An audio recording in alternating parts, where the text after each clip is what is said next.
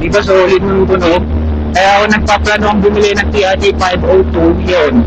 Mapapag-isipan mo na ngayon.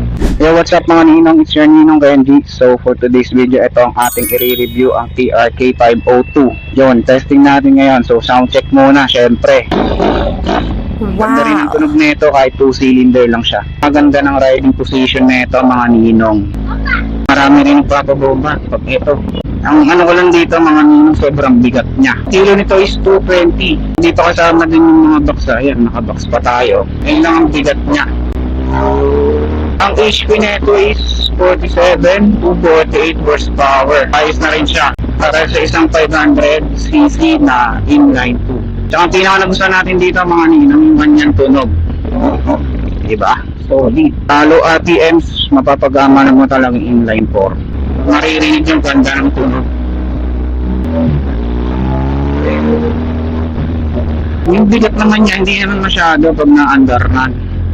Mahirap na siya pag magpa-park ka, gano'n. Ang kanyang suspension, okay na okay din. Siyempre, medyo hirap na tayo isingit to kasi makita niyo meron crash guard. Hirap talaga isingit na ito pag sa, kagaya na ito, traffic.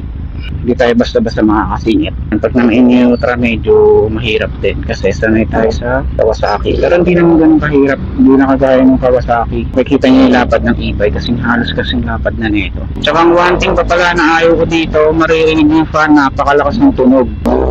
Yung narinig niyo ba? Lakas ng tunog ng fan. Pero ayos lang naman. Ang maganda pa rin dito sa TRK dahil nga 2-cylinder lang siya, fuel consumption napakatipid. Mga 30 km per liter kapag long drive. Ayun ang maganda dito, napakatipid. Di kagaya nung Z900 natin, parang nasa ano lang siya 13 km per liter. Yung tunog nito hindi naman nakakalayo dun. Kung price range nyo is 250 to 300, nasa adventure hanap nyo, ito ay sulit na. Di ba solid ng tunog? Kaya ako nagpaplano ang bumili ng TRK 502 yun. Mapapag-isipan mo na ngayon. Pakita ko lang sa inyo yung sa seat height na sinasabi ko.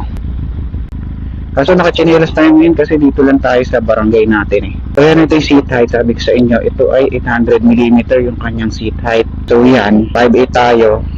Yan, flat-footed na flat-footed, nakabend pa yung ating hita. Yan, kabilaan yan. Ganun siya kababa. Kayang-kaya to ng mga 5'5 pababa. Ang kilo ng bike is nasa 220 kilo, wala pa yung mga box. Ayan, nakabox tayo, tapos naka-crash guard. Pero mga nasa 235 kilo. So yun, mga nunong. Sana kung bumili na ito, sana nakatulong tong video natin. Yun lang mga ninong, peace out, matalab sa inyo palagi.